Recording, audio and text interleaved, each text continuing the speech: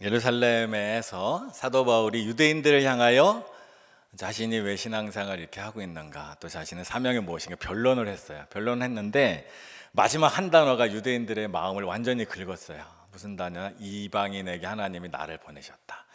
유대인들은 구원은 자기들에게 있다고 생각했어요. 그런데 이방인에게 구원이 있다고 그 말에 긁힌 유대인들이 바울을 죽이려고 합니다. 오늘 본문에 보면 23절에 보면 떠들며 옷을 벗어 던지고 티끌을 공중에 날리니, 그림으로 한번 표현해 봤는데, 유대인들은 신성모독, 하나님을 모독하는 일이 일어나서 돌로 죽여야겠다라고 마음을 먹으면 옷을 찢고 옷을 던집니다. 그리고 땅에 흙을 들어서 뿌립니다. 공중으로 막. 그리고 그 다음 단계는 돌로 쳐 죽입니다. 그래서 사도행전 우리가 앞에서 봤지만 스데반이 죽을 때 사울이 옆에 구경하고 있을 때 유대인들이 자신들의 옷을 사울 앞에 놓고라는 장면이 성경에 기록되고 있는데, 그런 식으로 하고 있어요. 이제 옷을 던지고 흙을 뿌렸으니 다음은 돌을 들어서 이제 사도 바울을 칠 차례예요. 일이 뭔가 잘못됐다는 것을 깨달은 천부장이 나섭니다. 24절입니다. 천부장이 바울을 영내로 데려가라 명하고 그들이 무슨 일로 그에 대하여 떠드는지 알고자 하여 채찍질하며 신문하라 한대. 바울은 지금 유대인들에게 유대인들이 알아들을 수 있는 말로 변론을 했어요.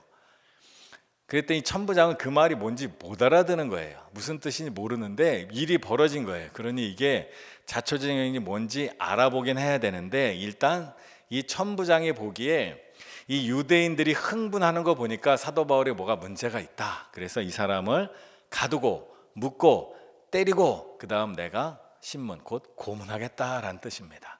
그렇게 보냅니다.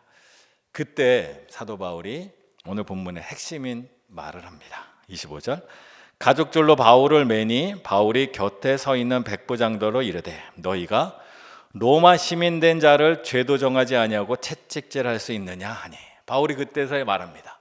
난 로마 시민인데 로마 시민이 죄가 있는지 없는지 정하지도 않고 먼저 때린다고 너 감당할 수 있겠습니까? 라고 묻는 겁니다.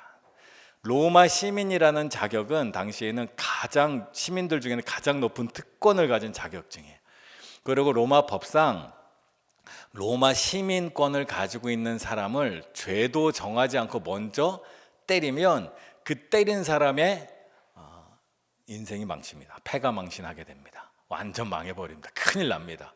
그 소리를 듣고 천부장이 깜짝 놀라고 그 후에 이 천부장이 사도 바울과 대화를 하고 그 사도 바울을 유대 최고 기관인 공회에 세우는 것이 오늘 본문의 말씀입니다. 근데 오늘 본문의 말씀을 통하여 사도 바울이 로마 시민권을 가진 나를 증거도 없이 때리는 것이 가한가, 이 말이 담고 있는 의미와 이 말을 통해서 그리스도인의 삶의 태도는 무엇이고 또 세상 사람들은 무엇을 위해 사는가, 그리고 하나님께서 오늘 사건을 통하여 어떻게 우리 가운데 일하시는가를 함께 나누고자 합니다.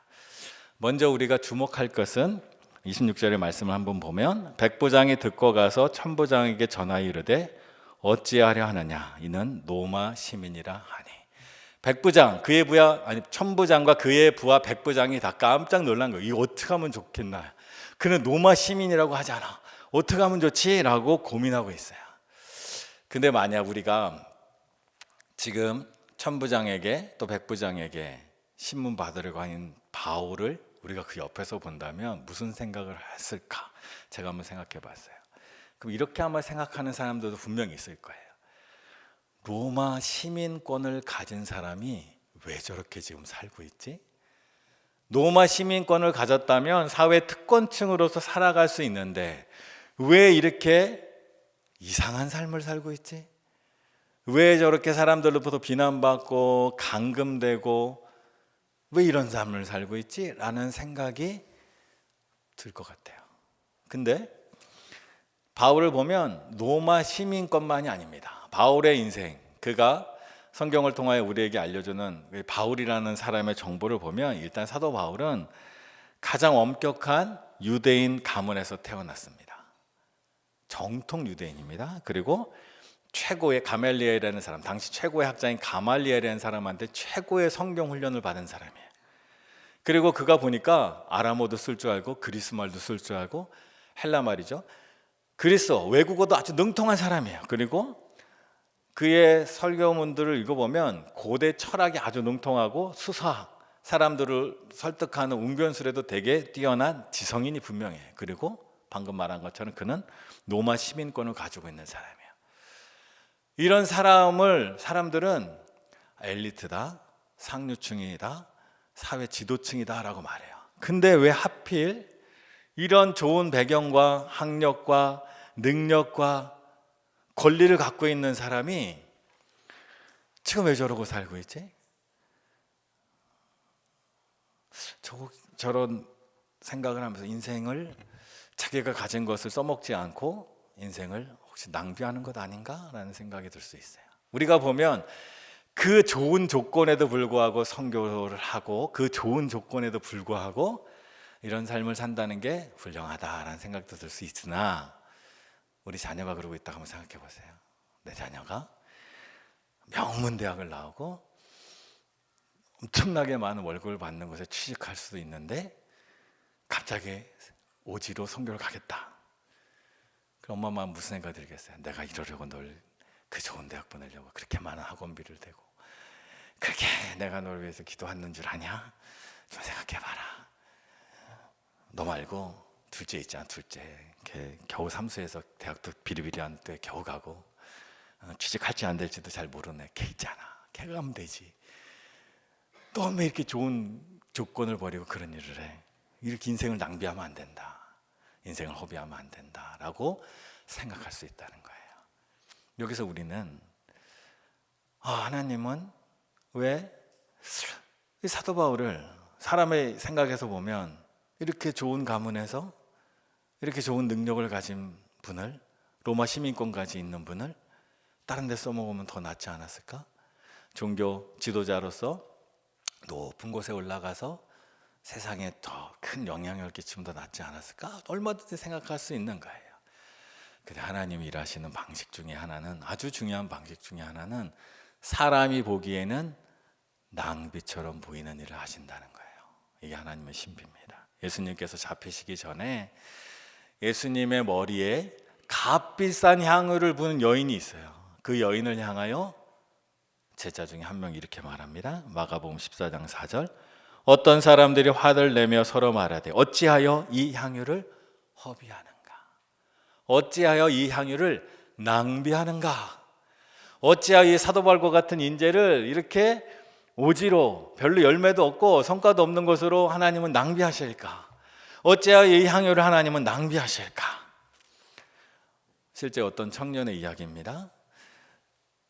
전도 유망한 어떤 청년이 좋은 대학을 졸업했어요.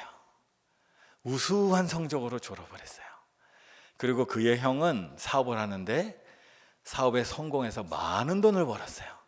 형제 사이도 아주 우애가 든든해요. 그래서 이 젊은 청년이 대학을 졸업하고 그 형과 함께 사업을 할 수도 있고 아니면 형의 후원을 받아서 다른 일도 할 수 있었으면 아마 굉장히 놀라운 일들을 많이 했을 것 같아요. 근데 그 청년이 사람들은 알지도 못하던 아주 멀리 있는 나라로 선교를 떠납니다.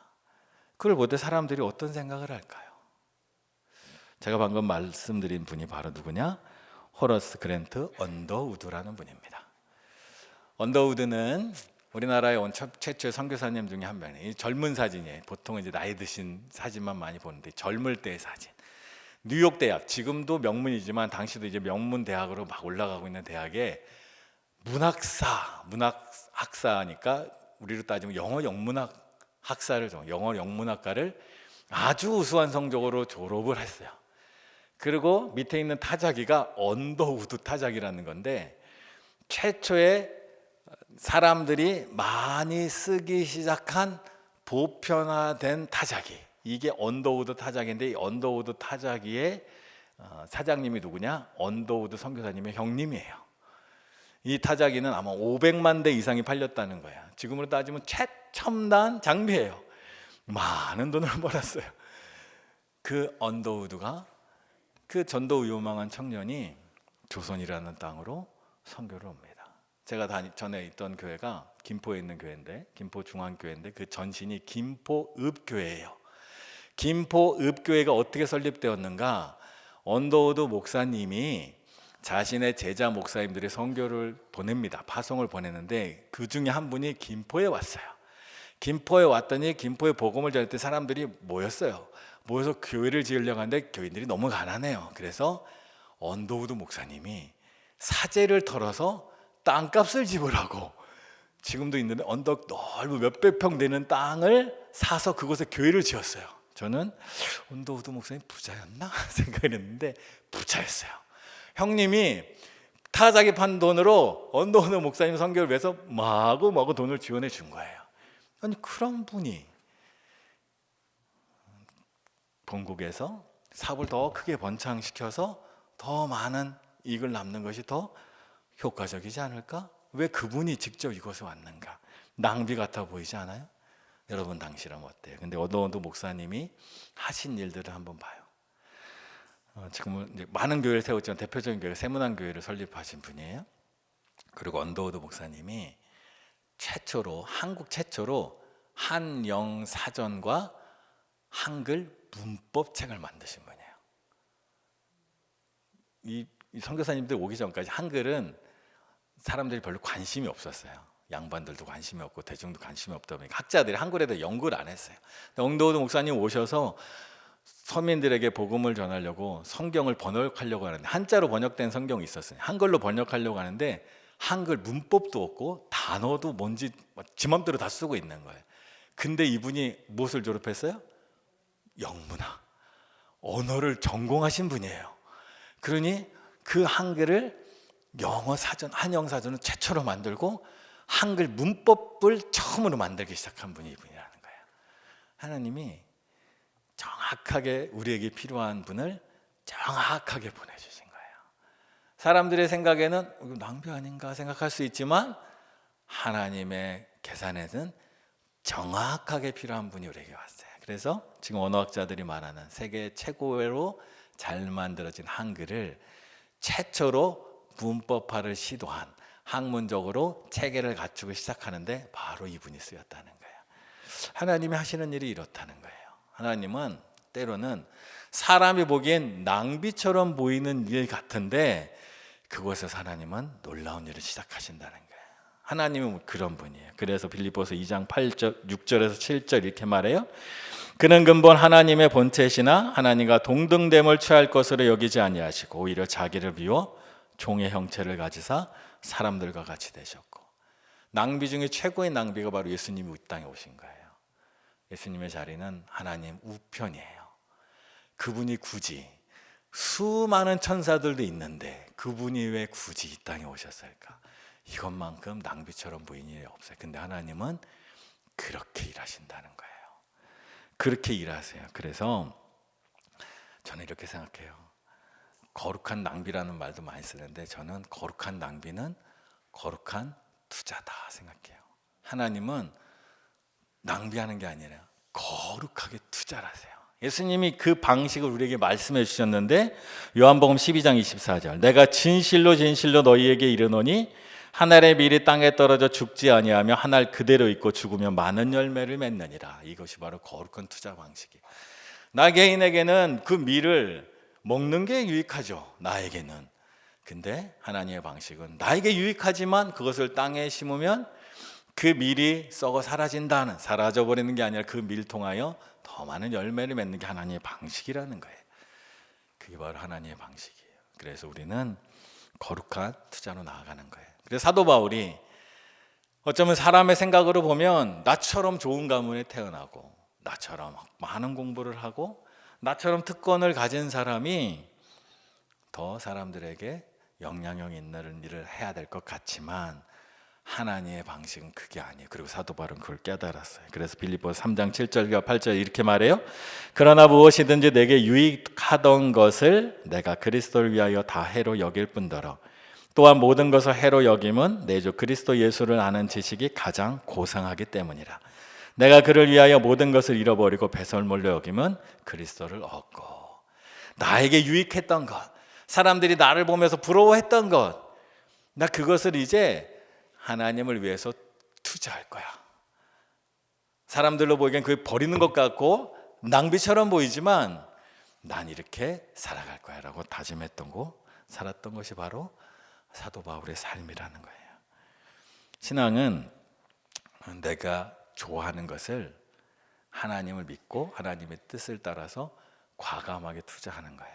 그게 바로 신앙의 신비입니다. 우리도 살면서 우리 인생에서 내게 소중한 것을 하나님 믿고 투자할 줄 알아야, 또는 세상 사람들 눈에 보면 버릴 줄 알아야, 세상들 보기에는 낭비할 줄 알아야 하나님의 은혜가, 능력이 나타난다는 거예요. 그런데 세상 사람들은 그렇지 못해요. 세상 사람들은 내가 보기에 가치 있는 것에 투자하고 싶어 해요. 내가 보기에 미래가 있는 것에 투자하고 싶어 해요. 근데 여기서 한 가지 문제가 있어요. 가장 큰 문제가 있어요. 뭐냐? 내가 투자할 것이 잘 될지 안 될지 알지 못한다는 거예요. 내가 알 수 있어요? 내가 이 사람에게 투자하면, 내가 여기에 투자하면 잘 될지 안 될지 알 수 있어요? 몰라요. 그게 모른다는 걸 아는 게 중요한데 몰라요. 오늘 천부장의 모습을 봐요. 사도 바울은 로마 시민권을 가지고 있음에도 불구하고 그것으로 살아가지 않고 내가 있는 좋은 것들을 하나님을 위해 쓰겠다 해서 그것을 다 거룩한 투자를 하고 있어요. 근데 천부장은 어떻게 살고 있냐? 천부장은 자신의 판단을 믿고 있어요. 그래서 천부장은 이 사도 바울을 보면서 이 사람 문제 많은 사람이야, 이 사람은 범죄자야, 자기 스스로 단정을 한 거예요. 29절 이렇게 말해요. 신문하려던 사람들이 곧 그에게서 물러나가고 천부장도 그가 로마 시민인 줄 알고 또 그 결박한 것 때문에 두려워하니라. 그가 두려워하는 이유는 뭐예요? 자기 판단이 틀렸다는 게 드러날 거예요. 그 사람을 신문하고 때리고 감금하고 묻고 해도 아무 문제가 없을 줄 알았어요. 별 볼일 없는 사람처럼 보였어요. 그게 자기 판단이에요. 천부장의 판단. 근데 알고 봤더니 내가 건들면 안 되는 사람을 건든 거예요. 자기 판단이 틀렸어요. 그래서 두려워하는 거예요. 세상은 자기 판단을 따라 사람을 봐요. 복음은 그런데 달라요. 복음은 하찮아 보이는 것에 거룩한 투자를 할 수 있어요. 근데 세상의 눈은 하찮아 보이는 것을 업신여겨요. 업신여기기 때문에 망합니다. 천부장은 지금 망할 일이 생긴 거예요. 사도 바울은 하찮아 보이는 것, 작아 보이는 일에 자신의 모든 것을 다 드릴 수 아는 사람인데 천부장은 그렇지 못했어요. 마가복음 9장 37절. 누구든지 내 이름으로 이런 어린아이 하나를 영접하면 곧 나를 영접하며 누구든지 나를 영접하면 나를 영접함이 아니요 나를 보내신 이를 영접함이니라. 왜 사도 바울은 자신의 소중한 것을 투자할 수 있었는가? 그 이유는 하나예요. 하나님을 보았기 때문이에요. 하나님이 자기 삶의 중심이고 하나님이 내 삶의 기준이 되니까 지금 하나님께서 기뻐하시는 일은 무엇인가에 투자하고 나아갈 수 있는 거예요. 근데 천부장은 자기가 자기 삶의 기준인 거예요. 그러니까 내가 판단하기에 이것은 좋아, 내가 판단하기에 이건 나빠 생각하니까 그의 삶은 망하는 길로 가는 거예요. 그래서 천부장은 사도 바울이 로마 시민권이라는 것을 알고 또 이제 자기 기준으로 얘가 나보다 더 높은 사람인가? 낮은 사람인가? 나의 또 키를 한번 재보고 싶은 거예요. 나보다 부족하면 내가 또 좀 어떻게 한번 해보려고. 그래서 묻습니다. 사도행전 22장 28절. 천부장이 대답하되 나는 돈을 많이 들여 이 시민권을 얻었노라. 바울이 이르되 나는 나면서부터라. 기가 확 죽는 거예요. 자기는 돈을 많이 써서 로마 시민권을 겨우겨우 얻었는데 나면서부터 로마 시민이라는 얘기면 아버지도 로마 시민, 그 가문이 로마 시민인 거예요. 자기는 겨우겨우 열심히 돈 모아고 열심히 해갖고 이걸 얻었는데 이미 날 때부터 로마 시민, 나보다 훨씬 높은 사람이에요. 기본적으로 망한 거죠. 여기서 우리 천부장의 시선과 이 바울의 시선을 이해할 수 있는 현대 개념이 하나 있어요. 오늘날 그 중요도가 올라가는 사람의 능력이 있는데 그것은 그 중에 하나가 뭐냐 하면 메타인지라는 게 있어요. 들어보셨는지 모르겠네. 메타인지라는 용어들을 아마 잘 이제 들어보면 이제 나타날 텐데 뜻이 뭐냐? 내 생각에 관한 생각이다. 말이 어렵죠? 내가 생각하고 있는 그 방향을 내가 그걸 맞는지 틀린지 생각하는 거예요. 말이 어렵죠? 내가 무엇을 알고 무엇을 모르는지를 아는 것을 메타인지라 그래요. 내가 이렇게 생각하고 있는데 이것이 맞나 틀리나 내 생각을 한번 다시 점검하는 거예요. 내가 아는 것은 무엇이고 모르는 것은 무엇인지가 구분해 나는 거예요. 다시 말하면 내가 내 중심으로 지금 생각하고 있는데 이것이 맞는지 틀리는지를 스스로 돌아볼 줄 아는 게 메타인지다라고 말해요. 그래서 내 판단이 틀릴 수 있다라고 생각할 줄 아는 사람이 메타인지가 좋은 사람이에요. 또 내가 저 사람에 대해서 편견을 가질 수 있어 라고 생각해서 쉽게 단정 짓지 말고 내가 지금 생각하는 것이 맞나 옳은가 그것을 다시 생각하는 걸 메타인지라 그래요. 어렵죠? 현실에 들어가고 제가 이 좀 설명해 드릴게요. 현실에 들어가면 얼마 전에 어떤 집사님이 지난주에 몸에 좀 이상이 있어서 병원을 찾아갔어요. 병원을 찾아가서 검사를 했고 그 검사 결과가 나와서 이제 의사 선생님을 다시 만났어요. 의사 선생님을 만나서 제 검사 결과가 어때요? 그랬더니 뭐 대충 그렇고 설명을 잘 안 해주고 수술합시다 그런대요. 아니 왜 수술을 해야 됩니까? 한참 얘기했더니 의사 선생님 말이 뭐냐면 나한테 수술 받으려고 기다리는 사람 6개월씩도 기다려요. 나한테 수술 받으세요 그러는 거예요. 이런 사람을 뭐라 그러냐? 메타인지가 없다 그러는 거예요. 생각이 자기 중심이에요. 내가 수술 잘해요. 그러니 남 믿고 수술하세요. 이게 메타인지가 없어요. 왜? 생각이 자기 중심에 있는 거예요. 나 중심으로 얘기해요. 메타인지가 있는 의사라면 어떻게 말할까요? 환자의 입장에서 얘기해요. 환자분 걱정되시죠? 데이터를 보니까 무슨 말인지 잘 모르겠죠. 근데 제가 보니까 환자분은 수술하는 게 맞을 것 같아요. 이러저러해서. 그래서 안심을 시키고 수술을 해야 되는데 지금 이 의사는 자기 중심으로 얘기해요. 나 못 믿어요? 내가 얼마나 수술 잘하는데? 제가 수술 잘하는지 못하는데 내가 어떻게 알아요? 수술하는데 6개월씩 기다려야 된다는데 왜 나는 3주 뒤에 잡는 거야? 무슨 말인지 알겠어요? 자기는 수술하면 6개월씩 기다려야 된대요. 근데 나는 3주 뒤에 수술하지. 아니, 가만히 있어. 나머지 환자는 나 어디 간 거야? 왜 날 거기 껴? 그게 메타인지가 안 되는 거예요. 가정에서 한번 볼까요?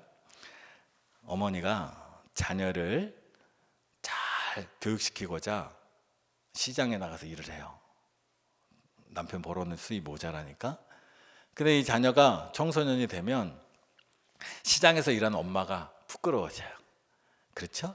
그래서 엄마 모른 척하고 살았어요. 근데 자녀가 장성해서 결혼도 하고 애를 낳았더니 이제 엄마 마음이 이해가 돼요. 그걸 뭐라 그래? 메타인지가 되는 거예요.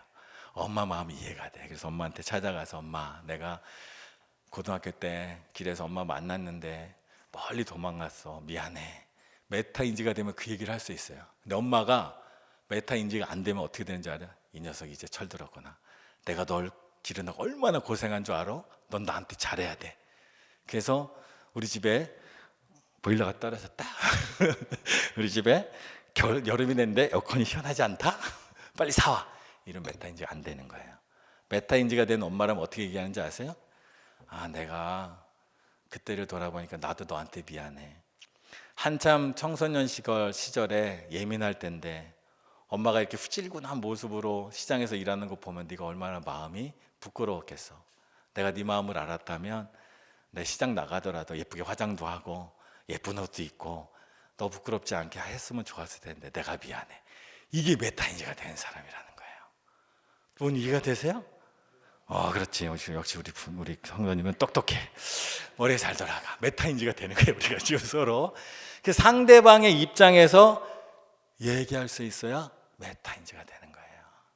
근데 우리는 이거를 잘해야 돼요. 왜냐하면 이 메타인지가 뭔지 알아요? 우리가 익숙한 말로 회개예요.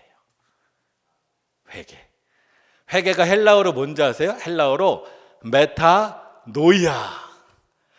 메타인지의 메타와 메타노이아가 메타 똑같고 노이아는 뭐예요? 정신, 생각이에요. 내 정신에 메타인지와 메타노이아가 똑같아요. 회개예요. 여러분, 죄를 율법으로만 볼 수 있지만 이 메타인지로 볼 수 있어요. 내가 돈이 100만 원이 필요해요. 내 옆에 사람 보니까 돈이 1000만 원이 있어요. 내 중심을 생각해요. 돈이 많네. 나는 100만 원이 필요해. 슥. 이게 뭐예요? 훔치는 도둑질이에요. 율법으로 말하면 그렇지만 메타인지로 볼게요. 내가 100만 원이 필요해. 이 사람은 1000만 원이나 있어. 쓱 괜찮지 않아? 내 중심의 생각이에요. 근데 우리가 모르는 거 있어요. 착각하는 게 있어요. 뭐 이 사람이 1000만 원 있지만 나보다도 1000만 원이 더 필요할 수도 있어요. 나는 그저 100만 원이 운전면허 시험 보는데 필요한 100만 원인데 이분은 자기 어머니 수술하는데 1000만 원이 필요해서 지금 갖고 있을 수도 있어요. 그걸 생각하는 게 메타인지라는 거예요. 그래서 그것을 회개하는 거예요. 성경에 나오는 예수님의 비유 중에 나사로의 비유 있잖아요. 거지 나사로의 비유. 그 부자가 메타인지가 없는 거예요. 자기는 부자로 잘 먹고 잘 살아요. 하나님이 나에게 복을 주셨다. 내 중심으로 생각하는 거예요. 근데 자기 집 앞에 지금 병들고 구걸하고 있는 저 나사로를 보면서 메타인지가 안 되는 거예요. 저 사람이 얼마나 아플까, 저 사람이 얼마나 배고프고 힘들까 생각을 안 하고 자기만 난 하나님께 복받은 사람이야 생각하고 있으니까 그 거지 나사로가 죽은데도 가만히 있는 거예요. 그게 죄라는 거예요. 그래서 죄인이다, 메타인지가 안 되는 거예요. 그리고 그 사람이 지옥에 가서 아브라함 하나님께 부탁하는 게 뭐예요? 그것도 순전히 누구든 자기 중심으로 얘기하는 거예요. 성경을 잘 읽으면 그래요. 그래서 우리가 내 중심으로 생각하고 있으면 내가 기준이 되면 이 천부장과 똑같이 사는 거예요. 그것을 벗어서 하나님 중심으로 생각하고 하나님 중심으로 살아가는 게 회개한 사람이고 메타인지가 되는 사람이고 거룩한 투자를 할 줄 아는 사람이 되는 거예요. 사무엘상 16장 7절 여호와께서 사무엘에게 이르시되 그의 용모와 키를 보지 말라. 내가 이미 그를 버렸노라. 내가 보는 것은 사람과 같지 아니하니 사람은 외모를 보거니와 나 여호와는 중심을 보느니라. 하나님이 메타인지를 하고 계시잖아요. 외모를 보고 겉모습을 보는 게 아니라 하나님은 그 마음을 읽길 원하신다는 거예요. 그게 바로 성도의 길이라는 거예요. 지금도 뭐 우리 많은 이제 선거의 기절이 왔잖아요. 잘 보실 게 뭐예요? 자기 얘기를 하는 사람이냐, 정치인이 국민 얘기를 하는 사람이냐, 시민 얘기를 하는 사람이냐, 나라 얘기를 하는 사람이냐, 우리 거제를 얘기하는 사람이냐, 아니면 자기 얘기를 하는 사람이냐, 내가 뭐 했어 이 얘기를 하는 사람이냐, 아니면 시민을 위해서 무슨 일을 해야 됩니다, 무슨 일을 해야 됩니다. 잘 구별하시라. 메타인지가 잘 되는 정치인이 좋은 정치인이고 메타인지가 되는 리더가 좋은 리더예요. 메타인지가 안 되면 자기만 생각해요. 자기 중심으로 살 수밖에 없어요. 신앙적으로 해결 안 한 사람이야, 엄밀히 말하면. 자, 사람들을 이해하고 사람들의 생각, 하나님의 중심으로 생각하면 내 삶에도 변화가 일어납니다. 어떤 변화가 일어나는가? 30절을 한번 볼까요? 이튿날 천부장은 유대인들이 무슨 일로 그를 고발하는지 진상을 알고자 하여 그 결박을 풀고 명하여 제사장들과 온 공회를 모으고 바울을 데리고 내려가서 그 앞에 세우니라. 사도 바울이 어쩌면 이런 생각했을지도 몰라요. 내가 이제 로마 시민이라는 걸 밝혔잖아요. 그리고 나는 나면서부터 로마 시민이고 천부장 너는 많은 돈, 뇌물을 써갖고 겨우 로마 시민 된 사람이잖아. 내가 더 높은 사람이니까 당장 풀려날 줄 생각할지도 몰라요. 근데 풀려나지 않아. 결박은 풀어졌는데 풀려나지 않아요. 괜히 말했는데 효과가 없다 생각할 수 있어요. 그거는 자기 중심의 생각이에요. 근데 하나님 중심으로 한번 생각해 보면 이 사건이 결국 어디로 흘러가냐? 천부장이 바울 다루기가 너무 무서운 거예요. 내가 잘못된 사람을, 아니 죄가 없는 사람을 감옥에 가둔 꼴이 돼버렸잖아요. 그 문제를 어떻게 해결해야 돼? 그래서 어떻게 하냐? 천부장이 공회, 유대 최고 지도자들이 모이는 곳에 연락을 합니다. 사도 바울이라는 사람이 지금 감옥에 있는데 이 사람에 대해서 당신들이 한번 검증을 해주시오 모읍니다. 그래서 바울은 아마 바울이 평생 아니면 지금처럼 사역한다면 아마 공회에 가서 유대 최고 지도자들에게 복음을 전할 기회를 가질 수가 없어요. 그들이 부르질 않을 테니까. 근데 이 사건 때문에 바울이 풀려나지 않는 것 때문에 바울은 유대 최고 지도자들이 모인 곳에 가서 복음을 전할 기회를 얻었단 말이죠. 그러니까 내 중심으로 생각하면 이 작전은 실패한 거예요. 근데 하나님의 입장에서 생각하면 하나님이 바울로서는 할 수 없는 일을 만들어 가신다. 그것을 볼 줄 아는 게 메타인지가 되는 거예요. 신앙적으로. 그 대표적인 예가 요셉이라는 사람이잖아요. 요셉이 이집트에서 억울한 누명을 쓰고 감옥에 갇혔어요. 그것을 시편 105편 18절 이렇게 말해요. 그의 발은 차고를 차고 그의 몸은 쇠사슬에 매였으니. 감옥에 갇혔어요. 억울하게. 망한 거죠. 잘못된 거죠. 근데 그 일을 통하여 하나님께서는 사도 바울이 감옥에서 왕의 신하들을 만나게 하고 왕의 신하들을 알게 하고 결국은 그 왕의 신하가 감옥에서 만났던 그 왕의 신하가 요셉을 바로 앞으로 데려가는 중개 역할을 한단 말이죠. 요셉이 만약에 보디발의 집에서 안전하게 집사 생활을 평생 했다면 그는 바로 앞에 가서 말할 기회를 절대 가질 수 없습니다. 근데 하나님은 감옥의 갇힘을 통하여 요셉을 바로 앞으로 빨리 갈 수 있는 고속도로로 보내신 거예요. 근데 우리 눈에 보기엔, 요셉의 눈에 보기엔 감옥에 갇힌 거예요. 착고에 갇힌 거예요. 근데 하나님은 그 일을 통하여 바로 앞으로 바로 가는 고속도로를 만든 거예요. 나중에 그리고 요셉이 깨닫습니다. 그리고 이렇게 고백해요. 창세기 50장 20절. 당신들은 나를 해하려 했으나 하나님은 그것을 선으로 바꾸사 오늘과 같이 많은 백성의 생명을 구원하게 하시려 하셨나니. 요셉도 깨달았죠. 사도 바울도 깨달았습니다. 사도 바울의 인생에 자기의 선교의 사역을 돌아보니까 내가 감옥에 갇히고 때로는 실패했는데 결국 그것이 하나님의 복음이 전해지는 고속도로였다라고 고백해요. 디모데후서 2장 9절. 복음으로 말미암아 내가 죄인과 같이 매이는 데까지 고난을 받았으나 하나님의 말씀은 매이지 아니하니라. 나는 매인 것 같았는데, 갇힌 것 같았는데 오히려 그것 때문에 복음이 더 잘 퍼졌어요. 우리 인생도 그래요. 우리 인생도 내 중심으로 생각하면 질병이 걸리면 병상에서 내 인생 이거 뭐 잘못된 거 아닌가 생각할 수 있어요. 경제적으로 어려움이 결핍이 오면 내가 이거 어떡하지, 내 미래가 너무 아담하다, 내 중심으로 생각하면 그래요. 사람들과의 관계가 깨어지고 잘못되면 이제 나는 외로워서 어떻게 사나, 이런 마음이 얼마든지 들 수가 있단 말이죠. 바울이 요셉이 감옥에 갇힌 것처럼 내 인생이 감옥에 갇힌 것 같은 느낌이 들 때가 있다. 내 중심으로 생각하면 그래요.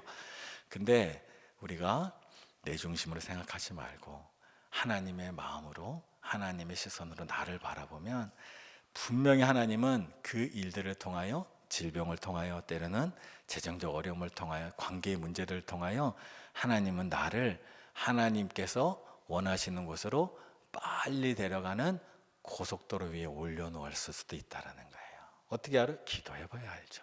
하나님을 붙들어야 알죠. 하나님 앞에 나아가야 알죠. 그래서 우리가 이 땅을 살면서 하나님 앞에서 거룩한 투자, 거룩한 낭비를 할 줄 알아야 그 하나님의 놀라운 은혜를 경험할 수 있단 말이죠. 근데 내가 중심이 돼서 이건 돼, 이건 안 돼, 이것만 맨날 판단하고 있으면 내 판단이 100% 옳지 않아요. 내 판단이 항상 틀려도 괜찮아요. 왜? 반대로 하면 되니까. 이해되세요? 항상 맞거나 항상 틀리면 살기가 쉬워요. 반대로 하면 되잖아요. 저 사람이 투자하면 100% 실패, 그 사람과 반대로 투자하면 성공할 거 아니에요. 근데 가장 큰 문제는 어쩔 땐 되고 어쩔 땐 안 돼요. 미치겠죠? 그래서 나를 의지하지 말고 하나님을 의지하라는 거예요. 로마서 8장 28절. 우리가 알거니와 하나님을 사랑하는 자, 곧 그의 뜻대로 부르심을 입은 자들에게는 모든 것이 합력하여 선을 이루느니라. 하나님이 우리의 삶을 선으로 이루는 거예요. 그래서 결국 어떻게 돼요? 다 잘 될 거라는 거예요. 하나님을 붙들고 나아갈 때. 오늘 말씀을 정리하면 하나님의 방식대로 거룩한 낭비, 거룩한 투자를 할 줄 알아야 돼, 신앙인은. 그리고 내가 중심이 돼서 내 판단하면 결국 망해요. 실패할 수밖에 없어요. 그리고 하나님은 결박을 통해서도 일해요. 그러니 내 삶을 내가 판단하면 안 돼요. 하나님이 나를 인도하시고 하나님의 뜻을 신뢰할 줄 알아야 돼요. 그래서 우리의 삶이 잘 이루어질 줄 믿습니다. 과거를 돌아보세요. 나의 과거를 돌아보면 모든 것이 은혜잖아요. 과거가 모든 것이 은혜라면 내 미래는 어때요? 모든 것이 은혜가 될 거예요. 그래서 내 과거를 돌아보며 모든 것을 은혜로 만드신 하나님을 붙들고 내 생각을 내려놔. 천부장처럼 자기가 판단하려고 생각하지 말고 하나님께 맡기고, 하나님이 가라 하시면 이건 내 생각이 안 될 것 같은데 라고 생각돼도 과감하게 거룩한 투자를 해보세요. 하나님께 믿고 맡기고 의지해 보세요. 그러면 반드시 하나님은 그것 때문에 생각지도 않은 하늘의 밀이 땅에 떨어져서 놀라운 일을 이루듯이 그 유능한 청년이 이 조선이라는 땅에 와서 이 한국에 엄청난 일들을 만들어냈듯이 사도 바울이 자신이 로마 시민권자임에도 불구하고 그 힘든 길을 걸어갔는데 하나님의 뜻에 순종해서 결국 그것이 무엇을 만들었는지 우리의 삶에도 그런 간증이 있으면 너무 좋지 않겠어요? 내가 하나님 앞에서 거룩한 낭비를 했더니 이러한 열매를 얻었어. 거룩한 투자를 했더니 이런 열매가 내 삶에 나타났어. 이런 은혜로 우리가 살아갈 줄 믿습니다. 우리 함께 일어나서 우리 함께 찬양할 때인데 우리에게 베풀어 준 하나님의 은혜를 생각하며 주님의 은혜를 따라 살아가는 마음으로 함께 은혜 찬양하겠습니다.